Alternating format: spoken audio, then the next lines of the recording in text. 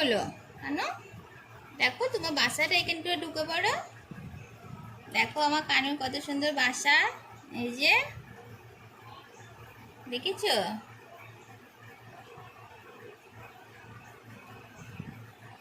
কি সুন্দর খেলা করছে দেখো বাইরে এসে। ও মায়ের সাথে থাকতে পেলেও আর কিচ্ছু চায় না। ওই দেখো, জামা বা কোনো জিনিস পেলেও খুব খুশি হয়ে যায়। এদিকে আসো, এদিকে আসো। আমার ছোড়াকে দেখো সবাই। কি হলো, লেগে গেল? নতুন পাখা বেরিয়েছে তো, ওই পাখাগুলো খুব খেলা করো, খেলা করো। দেখো আবার শুরু হয়ে গেল ওর খেলা। আবার শুরু হয়ে গেছে। মায়ের কোলে আমার কানু দোলে। সোনা মা, এটা তোমার সোনা মা। ও দেখি দেখি দেখি বাবু, দেখি এটা আমার সোনা মা। তো ও দেখি আমার সোনা মাকে দেখি, সবাই দেখি দাও আমার সোনা মাটাকে। এই দেখো, বলে এই দেখো, বলে আমি কিন্তু উড়ু উড়ু করতে পারি, আমার কিন্তু কোনো পালক কাটা নাই। বলো, আমি সব উড়ু উড়ু করতে পারি। কেউ কিন্তু পাখির পালকগুলো কেটে দেবে না। এই যে ডানাগুলো সবাই কাটে তো, এটা ভুল করো সবাই, কেউ কেটো না।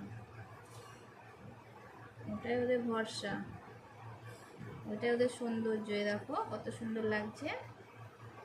যারা পাখাগুলো কেটে পোষো তারা অনেক ভুল করো, তাই না? দেখো ওরা ভালোবাসা পেলে ওরা সব কিছুই করে। দেখো কত সুন্দর বসে আছে দেখো।